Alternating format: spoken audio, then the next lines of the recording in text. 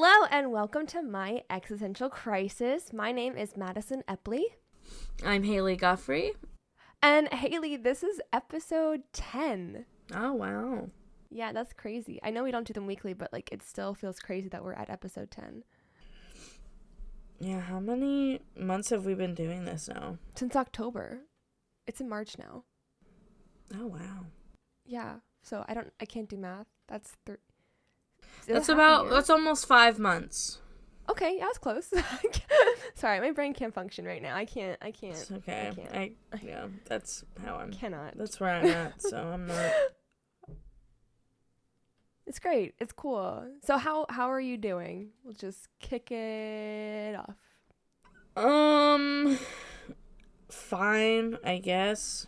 I don't know. Oh, how's your car? Oh no. So, for those of you who don't know, I took my car to get it inspected, and I knew it wasn't going to pass inspection, and it didn't, and that's fine. And then we covered this last episode. Did we? Yeah, because we were talking about Disney. Right. It's just been that long that it's been. Yeah, I couldn't remember like what. It feels like so much has been happening. Yeah, I totally get it. So that I don't really know what has happened when. Okay, I got it now.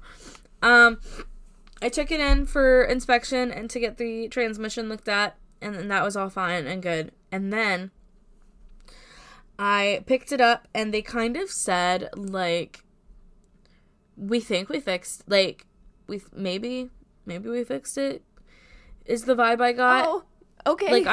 It was like, oh yeah, this is a common problem with your car, like with your car model, and like it happens, and you have to do this, and this, and if that doesn't work, bring it back. And I was like, oh, okay. And then they charged me, and this is probably for the labor of like switching around wires, but they charged me an extra $150 on top of the estimate they had already given me, and I was kind of pissed. Like, I'm kind of, like, if you're going to be sitting there and telling me that you think you fixed it, but possibly not, don't fucking charge me $150. I'm sorry. Like, I'm a bitch. I'm a bitch, and I think it's fucking ridiculous that you're gonna charge me that much extra to tell me, no, we maybe fixed it. Yeah. Can't afford that shit. Are you kidding? For that much, like, just fix it. Like, for sure, fix it. If you're gonna be charging me, just make it fixed. Like, keep it a few extra days, even. If you need to and test fix things it. out. Yeah. Yes. Because 2 days later. Oh, no. My check engine light came back on. Ew. While I am in the middle of driving someone home. Oh. It was a mess that I won't get into because it gives me stress ulcers. We don't have to talk about it then. Gives me hives. But basically the problem came back and I was so pissed. My boyfriend was calling me because he wanted to, like, I texted him and I was like, my check engine light's on again. And he called me. I'm like screaming into the phone. I'm so angry. Yeah. I'm furious. I said, I want my money back. I said, I'm never going back there. All this stuff. So I decided, I was like, I'm going to take it to the dealership. We drop it off. They're closed at this point. By the time we get it towed by AAA and taken up there, they're closed. And then I get a call the next morning, and the phone call is, we don't have a transmission tech. We can't help you. We recommend taking it back to whoever serviced it last. What the hell? And so I'm pissed about that. And then I'm talking to my boyfriend, and I'm like, we might as well just take it back to the last place that did it. Because my boyfriend was like, I know you don't want to, but he seemed to have an idea of what to do next. Like, I'm just irritated. I can't. I know. I totally get it. Car stuff is so frustrating. I totally get it. April is so busy. Yeah. For me. already. I have, like, 5 people's birthdays in April. Your birthday, my goddaughter's birthday, my sister's birthday, my boyfriend's birthday. Damn. Yeah. Damn. So it's not even just a lot of birthdays. It's a lot of important birthdays. Yeah, a lot of important, close, personal birthdays. Yes. It's not just like, oh, it's my friend's birthday. Like, you know, whatever. No, it's like a lot of, like, close people I give a shit about's birthdays. I'm glad you give a shit about me. Yeah, you're welcome. You know, it's... I said to my boyfriend last night, I'm a huge bitch and I hate people. So if I like you, then you should feel really special. Like, they could be doing nothing that it... We were on the plane on our way to Disney, and the plane ride ended, and I got mad because a guy in front of us stood up. He stood up, and I was like, this fucking guy. Like, God, where are you going? The doors aren't even open yet. I was so mad that he stood up. I get the same way, and David and I actually got in a fight the last flight that we were on because I was upset about it. Because, like, for me, I'm like, the doors are closed. Where are you going? Where are you back going? Down. Like, wait your damn turn. Exactly. Let people who have more important things to do go up first. And David's like, no, I'm ready. Like, get ready so you can, like, leave faster. Because, like, customs and everything. And I'm like, yeah, but, like, the door's not even open. Yeah. Where are we going? Nowhere. I'm just gonna stand and be like crunch because I'm 7 feet tall. Yeah. In this fucking plane, I can't even stand up straight. Christian was like, I want to stand. I don't know why you're mad at this guy. I would also like to stand. And I was like, listen, and then I was mad. I get it. Christian and I didn't get into a fight, but we had like a moment because I was like, I hate people who like rush to get in line for the airplanes because it's like, where are you going right now? The plane isn't even here and you're trying to be in a line. They call them by boarding zones. What are you doing? Like, and why are you lining up? Yeah, you're in the last boarding line. And then they called our boarding lane and I shot up and I got in line and Christian's like, what? You just said, and I was like, what do you mean? Like, it's different. He's like, how? And I'm like, because they called my number. They called me. Like, I'm not gonna stand around while the plane is like getting cleaned and people are getting off of it. Like, that's what I'm talking about. It's like, I'm talking about people who are like in boarding lane 4 that are just standing there. Yep. And it's not even like they're standing around in like the seating area. They're standing in the middle of like the hall. Yes, in the middle of the hallway where people actually board. Yeah, when it's their turn. I was just like, are you going? Like, there's a difference between being a good person and a nice person, in my opinion. Yeah, I'd say so for sure. Yeah, I'm a good person. I'm not a nice person. I'm not nice. I would say I'm both nice and good. You are, yeah. We're like sugar and spice. Yeah, I'm not. I try to be nice. I'm not though. Like, if I'm in the comfort of people that I like. You also have like a really bad case of RBF. Like, do I really? I always thought I had RSF, resting sad face. I mean, it's a mixture of the two, I'd say. Nice, awesome. Like, some days it's sad, some days it's like, I hate everyone and everything. I never noticed that. I'm nice, and I'm nice to the people like, well. Yeah, I'm nice to the people I care about. When it comes to complete strangers and people I dislike, it's different. It's so different. I could not give less of a fuck. No, that's not true either, because I have such you care about people, like, of course. Yeah, you're so empathetic. Yeah. I have such a, and I also have such a, like, a deep need to be liked. Yes. Like, I'm nice. I'm nice. But it's more just, like, if this wasn't going to be broadcast to, like, I don't know, whoever listens to this. Like 30 people, 40 people. Yeah. If 30 other people weren't going, like, if I was just talking to Madison to talk to Madison, I would be mean about things. Not to her, not about her, but, like, about other people. Other people. Yeah. Yeah. Like, I'm nice. Maybe the term I need is, like, I don't want to say I'm fake. No, you're not fake. It's, like, I don't know anymore. I'm a good person, I swear. Please, trust me. Yeah, I'm a good person. I'm not, like... You just don't have, like, patience for people's bullshit. I don't have patience. And, like, I have no the bullshit patience. means, like, No literally patience. anything. Yeah, the patience. If it's like the week I've had has been so awful, just mentally, like, awful. So I think that's, like, if I'm in that headspace and I'm in that mood, I'm annoyed. Anyway, Madison, how are you doing? I'm done talking. I am doing well. I'm in the middle of Tech Week, and tonight is my opening night. So I've been very sleepy, and I'm also rehearsing another show at the same time. So I haven't really had a day off in like 2 weeks. So I mean, it's fine. I like to stay busy. I do it to myself. I do it to myself because I like what I do. It's just sometimes, like, when things mesh like this, I'm like, Madison, like, why did you do this? But I will love it in the end. And I love it whenever I do it. So it's all fine. It's great. I've also been, okay, Hailey, please don't judge me. I have been really into these rug cleaning videos. Oh, no. Why would I judge you for that?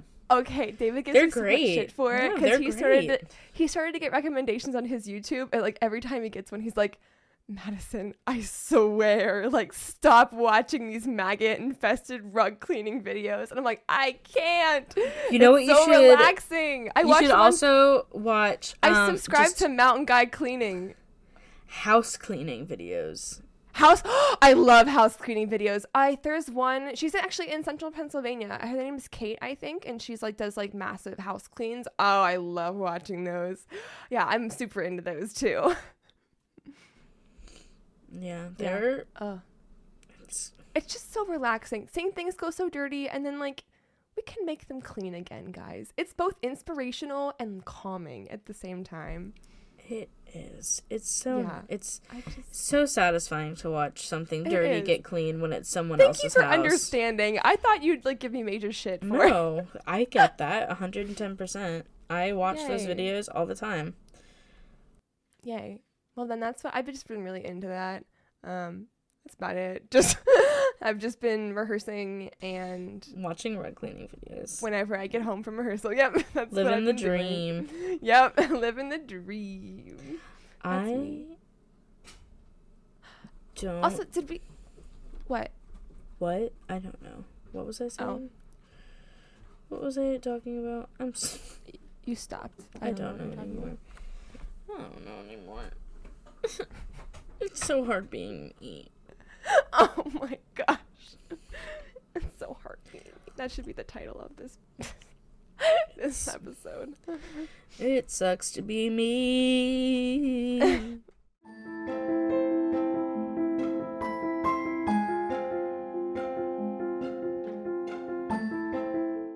So, Hailey, this week I had a really hard time choosing what I was going to do. There was a lot of stories that I wanted to cover, but I had a really hard time choosing because I'm indecisive, but also because I had no time this week. So I needed to choose something that was shorter and maybe less story based, so I didn't have to like wrap my head around a narrative and could just make one of my own. So that's what I did. So this week's topic will be on medieval and middle-aged punishments for women, because that's what happened back in the day. So, you know, as we all know, women have been accused of being argumentative and out of line or promiscuous for like as long as we've been walking the earth. And for, you know, like whereas men are praised for being sexually active, women are shamed Sluts. for yes. So like just things like that. It's just double standards, and it's been going on literally since humans were around from the very first time.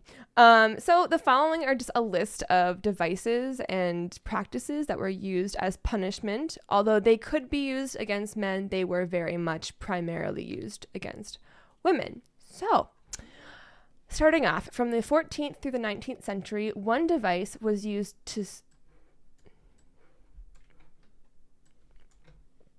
From the 14th through 19th century, one device used to silence women was called the scold's bridle, and it was kind of like a bridle that, you know, horses wore over their face, except it was an iron mask that women wore, and it had a gag in their mouth that would compress their tongue and prevent them from speaking. And this was if they were accused of blasphemy, gossiping, quarreling, or really just like speaking out of turn in any way. And it was either a full mask, kind of like a bird cage over your head, or just like a very basic form of it. But it still had the gag aspect in it. And really, your husband could just accuse you of it, and if really anything, and it would be put on you. And really any man could accuse you of something just to have you punished just because they took his word as law. Obviously, its purpose was to keep you silent by compressing your tongue, but also just to humiliate you in front of everybody else and kind of, you know, use you as a lesson for other people. Often it was more than just a metal piece to compress your tongue down. It was also often like spiked or razor sharp so that if you even tried to speak, your tongue would be like ripped to shreds. I'm just going to be jumping around timeline wise because, again, no narrative. I'm just going to tell you these fucked up things. So in the 19th century, Victorians began to think this practice was barbaric, which was 500 years after it started. But then from the 13th through 17th century, cucking and ducking stools began circling around England. And although those sound like fun names, they were anything but. They were used as punishment and torture for everything from promiscuity to witchcraft to being quote unquote disorderly. So a cucking stool, not like a cuck that maybe we know in modern day. I mean, they knew it back. I don't know. What am I saying? Anyway, okay. A cucking stool was tying a woman to a chair or a toilet, and they were left there or paraded around town. So it was really just, you know, a very shameful thing. Ducking took cucking to a whole new level. Women, again, were tied to a chair or a toilet and were dunked into water. But women would frequently die of this from drowning or going into shock from the cold water. This was also used to like kind of see if women were witches or not. If you floated, you were a witch, and if you sank, which would mean you drowned, you were innocent. So there's that. You could prove your innocence by drowning. Yeah. If she floats, she's a witch, right? Yep. This was actually seen as more humane than other methods of finding out what a witch was, and you'll probably see why once we go down the list, because they just get worse. We're starting off easy here. The shrew's fiddle gained popularity in the 15th and 17th century. So a shrew, if you don't know what that is from Shakespeare or like language, it's a domineering woman who is like boisterous and like very outspoken, which was not okay for the time. Basically, she had thoughts and she said them. And the fiddle was this device, and it had a large opening for the neck to go in and then two smaller openings for the wrists to be restrained in. So if you imagine you're playing a fiddle and you have the violin tucked under your neck and your hands placed one after the other, it was like that, except it was often sticking out right in front of you rather than off to the side. So your neck would be trapped and then your hands would be trapped one after the other.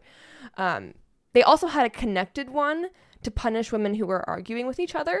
So one woman would be tied to one end, the other would be tied to the other, and they'd have to like move around and like sort out their differences that way. There was also the drunkard's cloak. It was used to punish people for being publicly drunk or humiliating them. Again, often women. Men were typically like given a pass because they were men.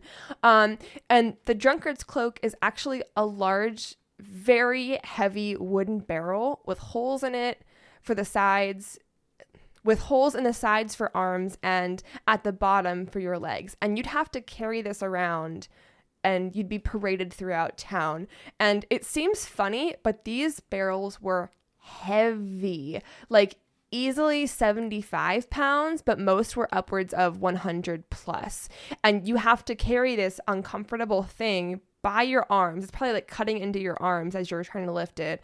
And you have to carry this as you're walking through town. That is just like, marking and tattooing and branding. So much like the Scarlet Letter, women who were promiscuous were forced to wear an A or AD for adulterer on their clothing. And those who weren't lucky enough to just have like a simple marking that they would wear every day were tattooed or branded with a hot iron. And those who were known to be adulterers and they had their little patch, if they were known and they weren't wearing it, they would be whipped.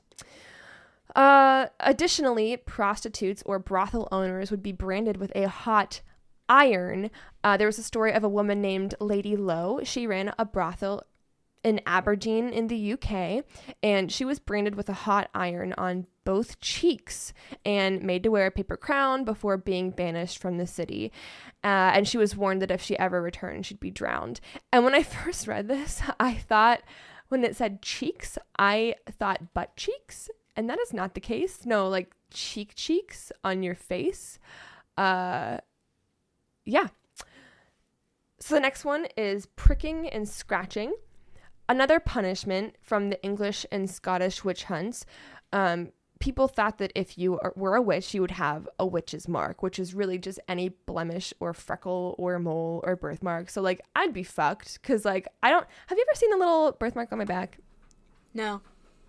I say little. It's not little. It's pretty big. It's like maybe smaller than my fist, but like it's a decent size.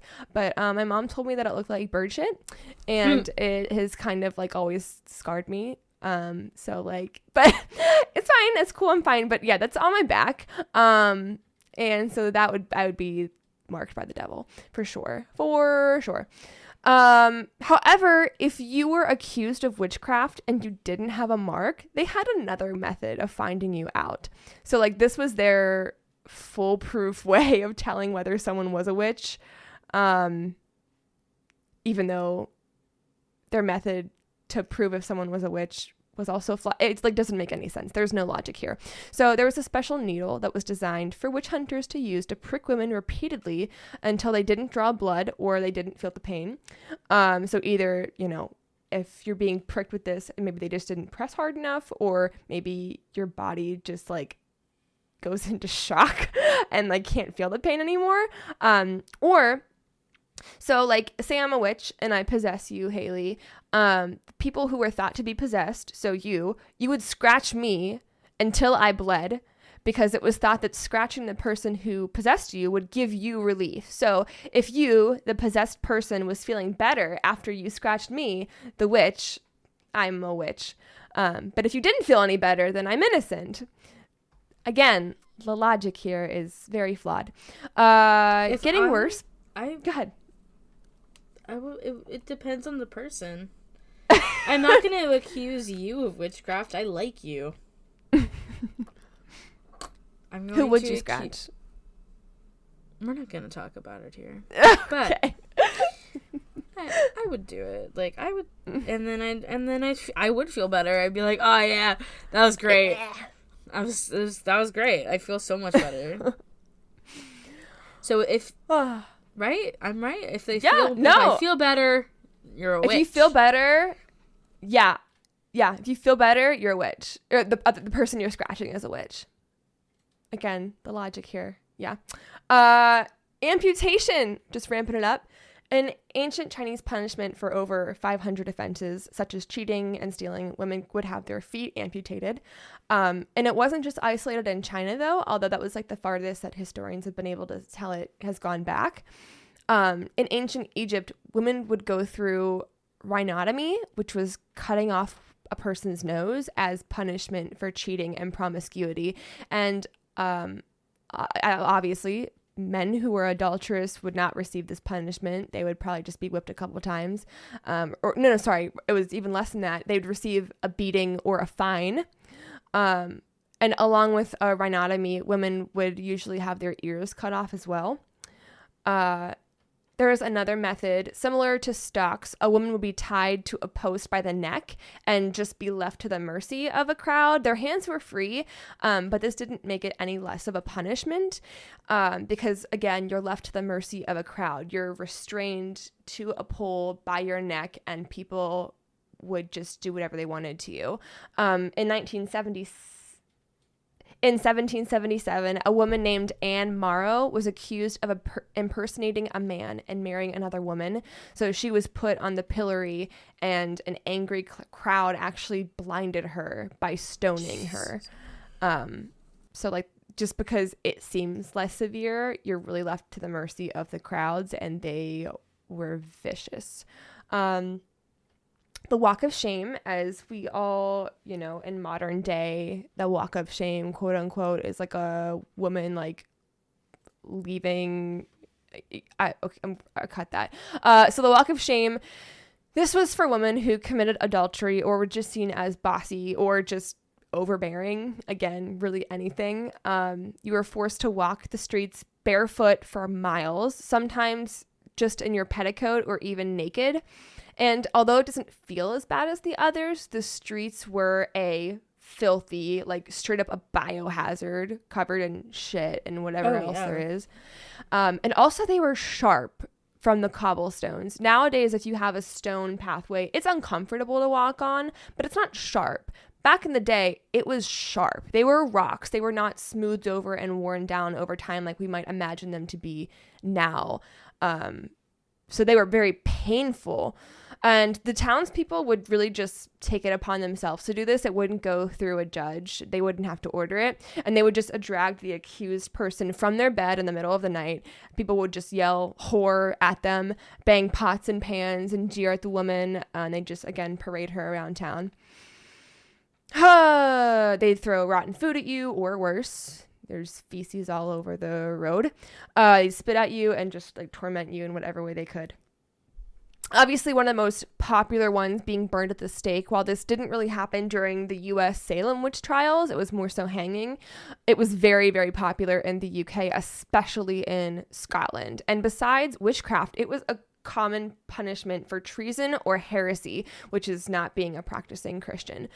Women would be covered in tar and forced to wear a tar-soaked bonnet, which, that's painful. Like, that's getting in your eyes. It's probably burning your skin. It's just not, the tar has to be hot to be covering you. She would then be tied up by the neck while standing on a barrel or stool, which would be kicked out from under her as she was simultaneously being hung and burned to death at the same time. Now we're getting into some really fucked up things, if that wasn't fucked up enough. Have you heard of the Judas cradle? Maybe. Well, you're going to hear about it for sure now. It was created to be used as punishment for heresy, again, not being a practicing Christian, but it really just later became a method of interrogation or getting people to confess to something. It was a stool with a metal or wooden pyramid on top. The victim would be stripped naked, tied up with ropes, and put on the device. And they would go one step further to make sure that their genitals were centered to the point of the triangle to inflict more pain. So this means that either your vagina, anus, or even your scrotum would be penetrated by this sharp point. And they would pull on the victim, shake them around to get them, penetrated deeper by the triangle. And they would tie weights to their ankles to weigh them down, essentially trying to split the victim in half. They wouldn't bleed much because they were plugged up by the pyramid.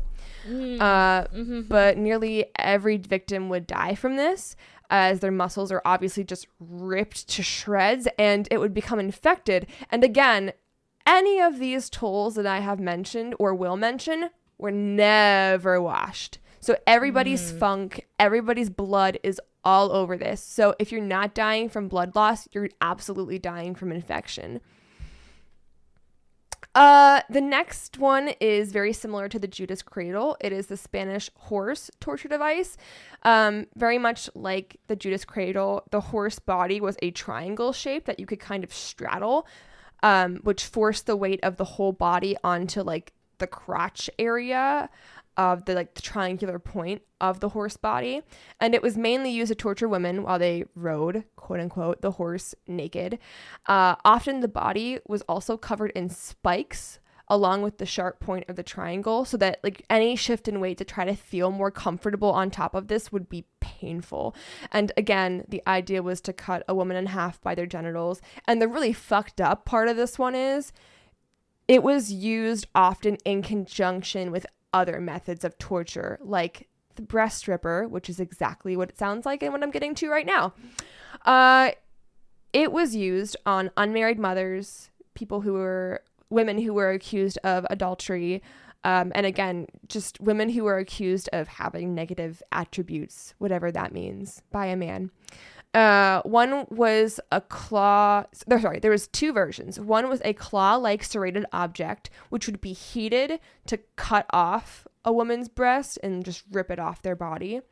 The other was very much the same like idea, except this was called the iron spider, and it was affixed to a wall. And so a woman would have her breasts attached to it. Obviously that's incredibly painful of just being clamped to it.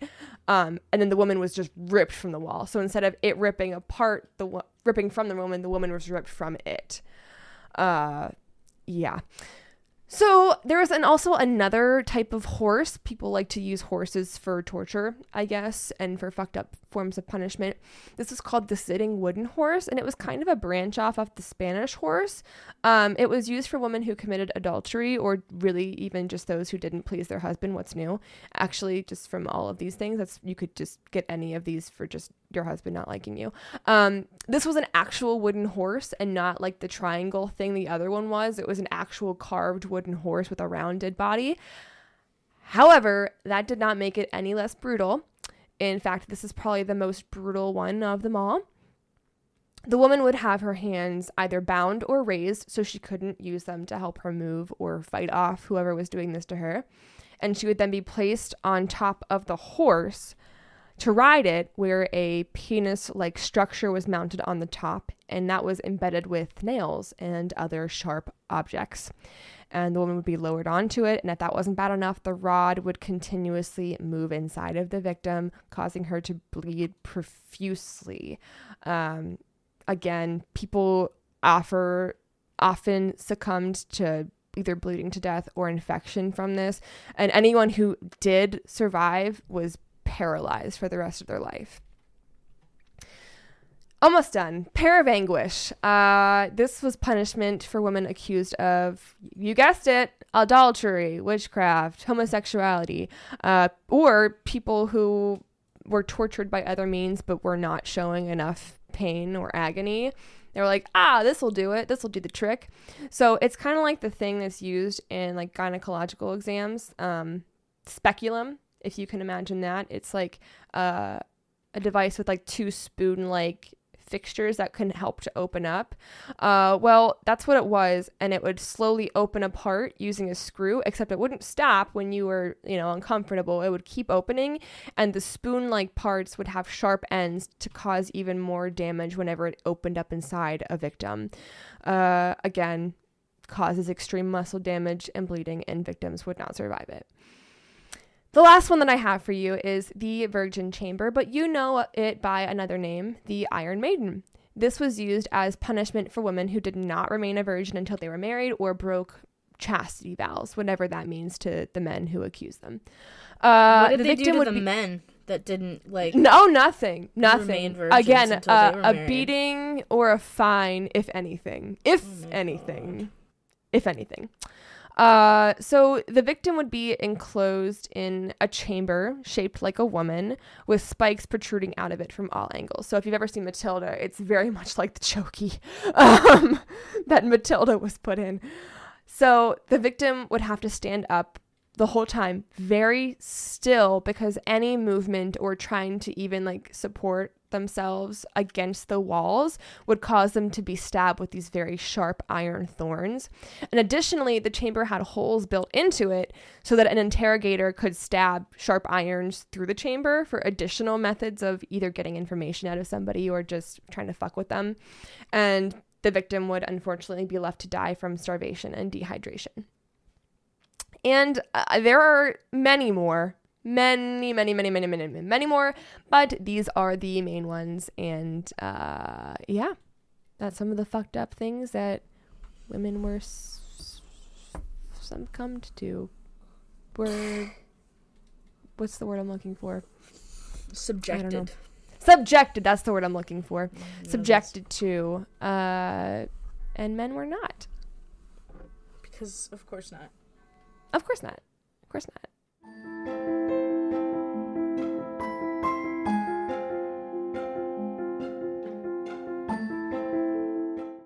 So what I'm going to talk about today is something that is a huge, like, special interest of mine. I am very, very much into the history of this specific thing. Okay. I'm very excited. So a few weeks ago, my boyfriend and I went and saw a musical. We saw Anastasia. Yes. Oh, I'm so excited. I've been waiting for this one. Oh, yay. So just some background about my love. I love the history of specifically the Romanovs, specifically Anastasia. That probably comes from, I loved the animated movie growing up as a kid, and I was I read all of these, like, obviously they were, like, young, like, they were books for middle schoolers, but they were about Anastasia and her life. Yeah. And I was just, and to this day, like, I still am so, like, what's the word? I'm captivated by specifically her. I would love to, like, I've tried to look into, like, can you visit the palace they lived in? I don't think you can. I don't think it is. I thought it was like a museum or something. I don't think it is. Didn't it get, like, burned down? I don't know. I don't know. Like, when I say when I say specifically the Romanovs, specifically Anastasia, that's what I mean. Yes, I know. Don't ask me about anything else with that war. Anything else. I know about, it was the Bolsheviks. That's more than I know. Mr. Yanko would be so proud. Yeah, the Bolsheviks are the army that was fighting against, I think it was just, like, kind of an uprising, and that's how it got into a war. Yeah, So I know it was definitely an uprising. Yeah, but I don't know much about the war itself. I know some things about the family. I know some things about Anastasia. But what I know a decent amount about is Anna Anderson. On July 17th, 1918, the Romanov family was murdered in a basement in Yekaterinburg. And I know about this. It was framed as, like, we are going to be taking pictures of you for the newspaper to let people know you're still alive. So they were led into this basement with that in mind, that it was going to be a photography session. Instead, they were met with a firing squad, and they were murdered. 2 years later, a nameless woman jumped off a bridge in Berlin. She was pulled from the Landwehr Canal by police officers. She was brought to Daldorf Asylum with no papers, no labels to identify her, and she refused to give them any indication as to who she was. And she remained in Daldorf Asylum for 2 years and she said nothing for 6 months. Oh And my gosh. many took note of her aloof demeanor and scars on her body, and the Russian accent that emerged when she did eventually speak. Meanwhile, European newspapers were reporting strange rumors from Russia that one of the imperial daughters had escaped the basement alive. Another Daldorf patient, Clara Puthert, first suspected that this mysterious woman was the missing Romanov. And when she left the hospital, she kept bringing high-ranking Russian experts and urging them to come and see this woman who she believed was Grand Duchess Tatiana, the second oldest Romanov daughter. She procured a handful of former Romanov friends and servants, and all of them were convinced on sight alone that this was the daughter of the late Tsar. Oh, really? The woman herself gave no encouragement, and sometimes she hid under the sheets, and other times she totally rebuffed visitors, wouldn't talk to them. But she seemed to quietly recognize people in the pictures that these strangers would thrust upon her. She seemed to recognize them. When you say quietly recognize them, what would she do?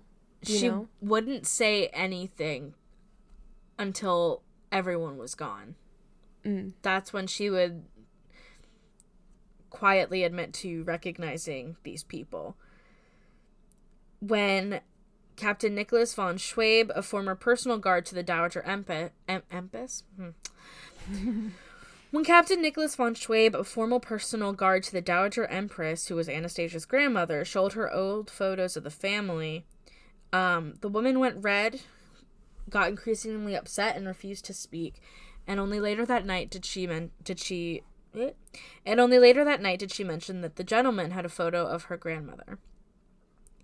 She never called herself a Romanov, and she never denied it either. The first objection came from Baroness Sophie... Nope.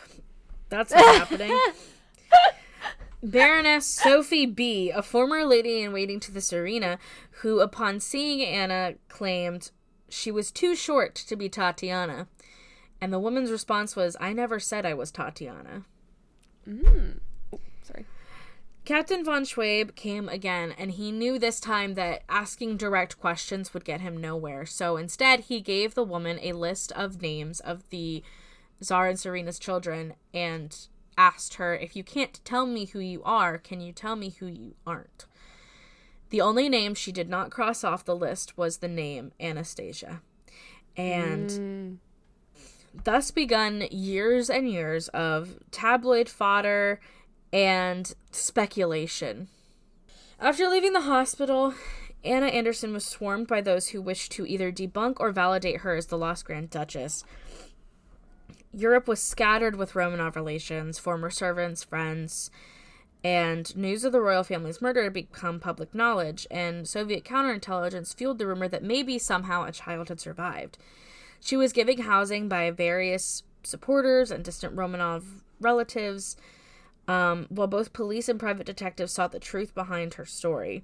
She acknowledged herself as Anastasia within the small circle that she trusted. She was not a very trusting person. She had very few confidants. She seemed to recognize things that only Anastasia would know. A longtime family friend, Zina Tolstoy, came to visit Anderson while she was staying at the home of Russian emigres. And she sat at a piano and she asked Anna if she played. And Anna said that she used to as a child, but she was more fond of dancing. Her and her family were more fond of dancing. Zina began to play a waltz that her brother had written, which was one that she often played for the Romanov children. When that occurred, Anna lost all composure and began to just sob.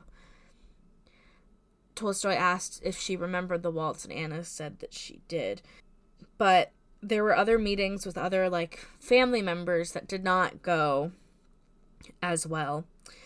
her aunt Irene came to visit, giving a fake name. She came to dinner, I guess, to just kind of see what was up. She gave a fake name. Yeah.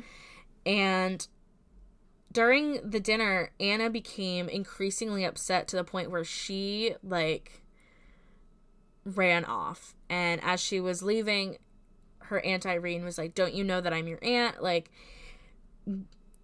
what is going on?" And she left the home saying that this is not Anastasia.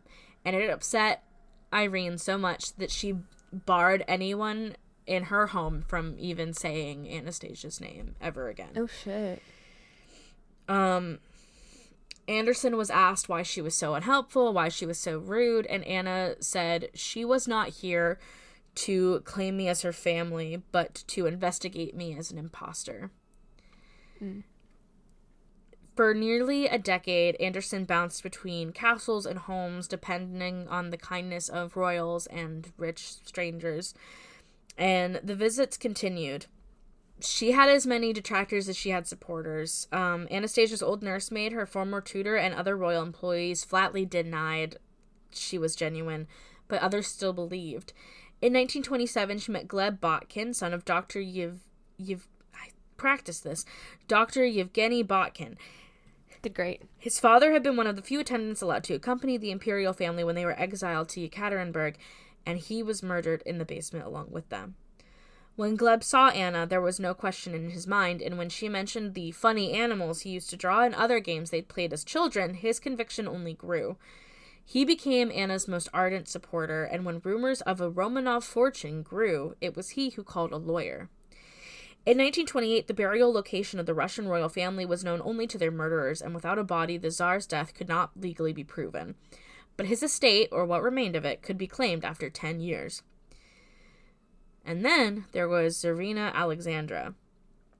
A granddaughter of Queen Victoria and princess of the House of Hesse, she too had many living relatives with an interest in what Nicholas and Alexandra left behind. Gleb Botkin hired New York attorney Edward Fallows to prove that Anna Anderson was the Grand Duchess Anastasia and thereby grant her all legal rights and, more importantly to Anna herself, recognition. Wow.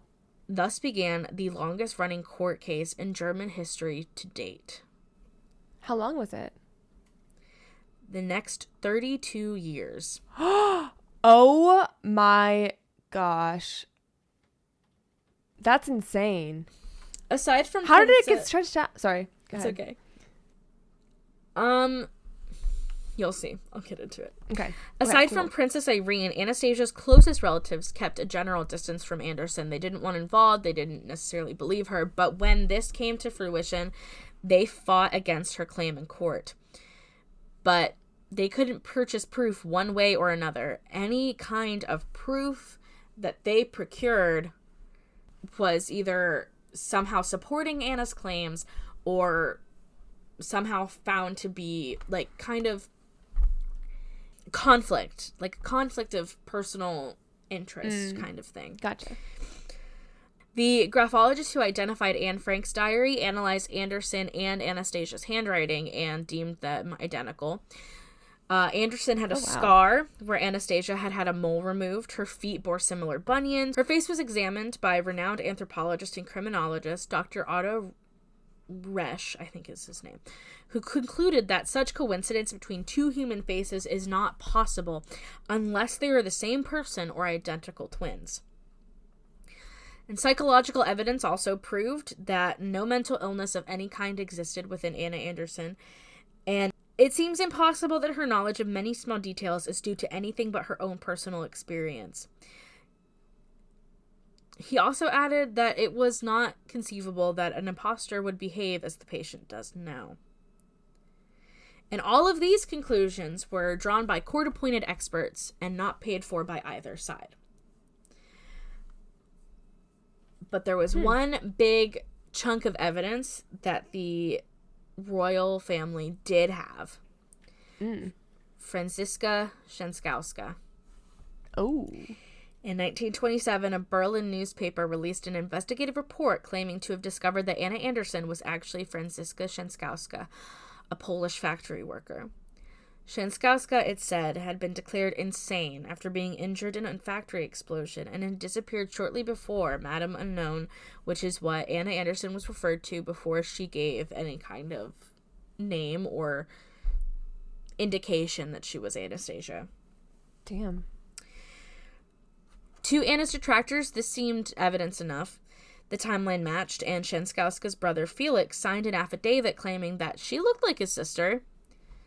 Soon, details emerged that muddied this picture painted by this discovery. The newspaper hadn't come by this information by coincidence. It was soon uncovered that the Grand Duke of Hesse, Anastasia's uncle, who disbelieved Anderson, had paid the newspaper handsomely for the investigation.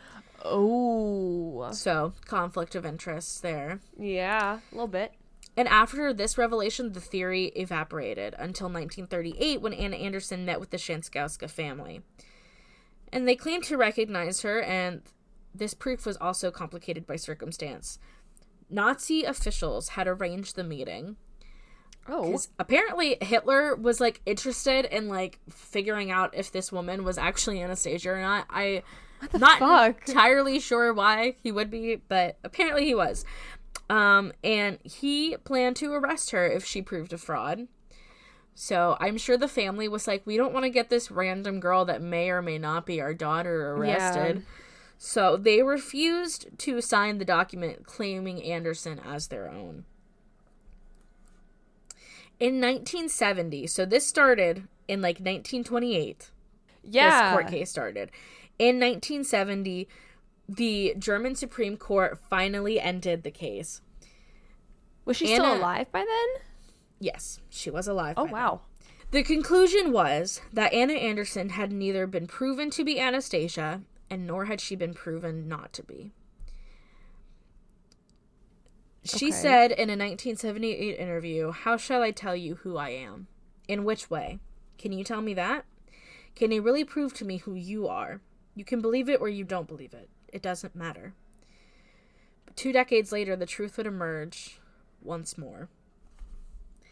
In 1984, Anna Anderson, who was now living in the U.S. and married to a man who called her Anastasia, died of pneumonia. 7 years later, 5 skeletons were found in a forest near Ekaterinburg, soon identified as those of the Tsar, Tsarina, and 3 of their children. Missing were the bodies of Tsarevich Alexei and 1 Grand Duchess. For a moment, it seemed maybe the century's greatest rumor had been true. All along, she'd been this princess. She knew all of these things about all of these people. She had so much going for her in the way that this is real. This is her. Yeah. She had so many oddly coincidental things about her. Mm-hmm. But then came the DNA. Oh. Using blood from the British royal family, which still had some connection to the Romanov bloodline, scientists confirmed that the skeletons were those of the Romanovs, but also using a small sample of intestine removed during a prior surgery, they concluded that Anna Anderson was probably not. In fact, she was probably a missing Polish factory worker by the name of Franziska Shanskowska. Oh my gosh. So how did she know all of those things? That is just guess. The biggest mystery about this is how did she know what happened? How did she know these people? How did she know anything? However, there are still people today who believe that Anna Anderson was Anastasia. Even with the DNA evidence? Even with the DNA evidence. In July 2007, nearly 90 years to the day that she and her family were killed, the last 2 Romanov skeletons were found. DNA identified the smallest as Alexei and the other as either Maria or Anastasia. Wow, but they still haven't recovered all of them. Oh, no, they did. That was all of them. All 5. Oh, that was? Mm-hmm. It was the Tsar and the Tsarina, Olga, Tatiana, and either Marie or Anastasia were found first. And then they found Alexei and either Anastasia or Marie. Oh, so I see. They have them all. They just can't distinguish whether or not they can't distinguish which skeleton belonged to Anastasia and which skeleton belonged to Marie. Gotcha. The Russian Orthodox Church, however, refuses to acknowledge these skeletons as royal remains. People say the tests were bungled, possibly deliberately, and the government is lying. I mean, it's Russia. But... Yeah. But also, what would that serve? Lying? Wouldn't you want to find... They've been trying to find those skeletons for years. Why would that be a benefit to not having them? I think the benefit is to having them, and that's what they're lying about. They're lying they're lying. The government is lying that these are the remains of the royals. Oh, not lying about they are not. Like, they're lying about. Okay. And I think, like, I don't know, like, obviously, if there are people who still believe or want to believe that there are or were, like, Romanovs who escaped that, like, maybe, because now it's like, what? Like, Russia's, like, I guess a democracy now? They claim to be a democracy. They have a president. They claim to be a democracy. Yeah, they are not a democracy, but that's their claim. I know. But, they're not a monarchy anymore. Yes. So, if it were to happen that one of them escaped and went off and had children, then couldn't this fear, if this belief, to me, it's like, if this belief always exists, then this fear always exists of another kind of uprising. To go back to a monarchy. That makes sense. Like, but I don't know. No, that makes total sense. Will never understand. Like, a few years ago, I watched Unsolved Mysteries, like the OG, like the 1990s, early 2000s one. And they had an episode about this. They had an episode about Anna Anderson and how did she do it? How did she know all of these things? How was all of the, like, how there was all of this coincidental evidence that pointed her to being Anastasia. And it's not even just about, like, she knew things that she couldn't possibly have known. Yeah. She had scars where Anastasia would have had scars, like similar foot defects, similar facial features, like all these things. Yeah. And it's crazy.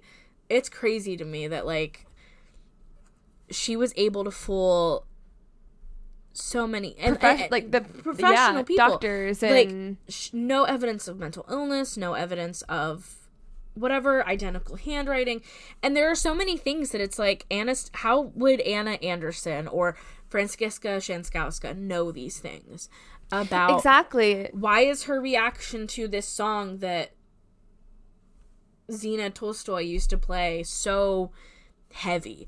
Why does she know about, like, funny animals and these games that she used to play with this kid? Like,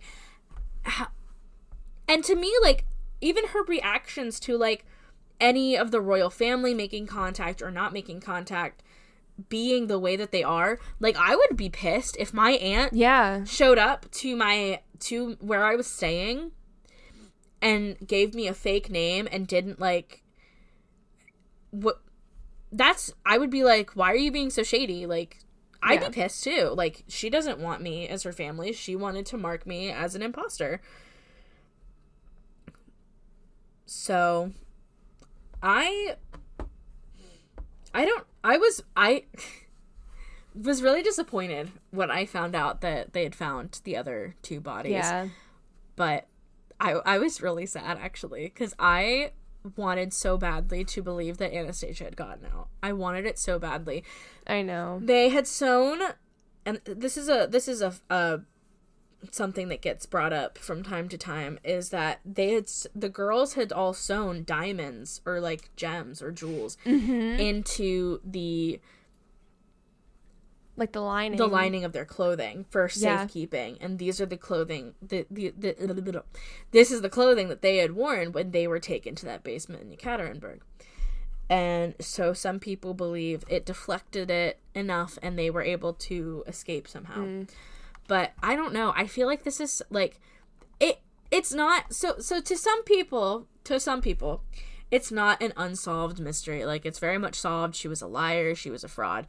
To me, I will personally never understand. And I talked to you about this before, like how I originally wanted to present this is what I believed happened and what history says happened. But I didn't do it that way. But I believe, like, I will never understand how exactly she managed to pull it off. It will always boggle my mind. So, you know what? Good for her. Like, and you know what? Yeah. She was couch surfing the royals, baby. She was couch doing the most. The rich people. Like, she went after it. So, you know what? Good for her. Whether she was Anastasia or whether she was Francisca, good for her. Good for her. Honestly, like, she's doing the work. Yeah, she put in the work. She did. And I don't know. I have a hard time believing, like, I don't know where she would have gotten any of this information or how. That's the thing, because she's Polish, right? Yeah. It's not like they had newspapers, but it's not like they had, like, Francisca, tabloids like we had. And that also begs the question of, like, the Russian accent. That when she finally started to speak. And because it's not like the hospital she was staying at was in Russia. It was in Berlin. Mm-hmm. Is Berlin in Russia? No, Berlin's in Germany. Oh, thank God. I was like, because then I remembered the Berlin Wall, and it was like Mr. Gorbachev or whoever, and it was like, I was like, wasn't he a Russian guy? Is Berlin in Russia? Okay, anyway. It's in Germany. But yeah, good for her. Honestly, yeah, good for her. I'm happy for her. She got to couch surf the royals. She did that. She did that. What a queen.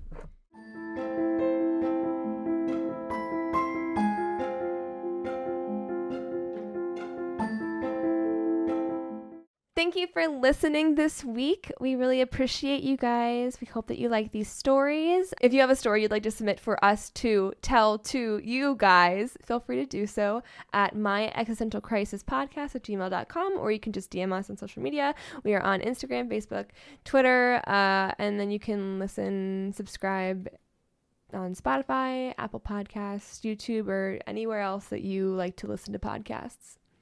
Hell yeah. So yeah. Yes, if you could do us the favor, liking and subscribing would be huge for us, just to help, get other people to listen in as well. And yeah, if you think your friends would like it, share this with them. If you think that they wouldn't like it, still share it with them anyway. Yeah. Yeah, we're nice. We're nice people. We just talked about this. Yeah. We're good people. Full circle. Full circle. Bye. Bye.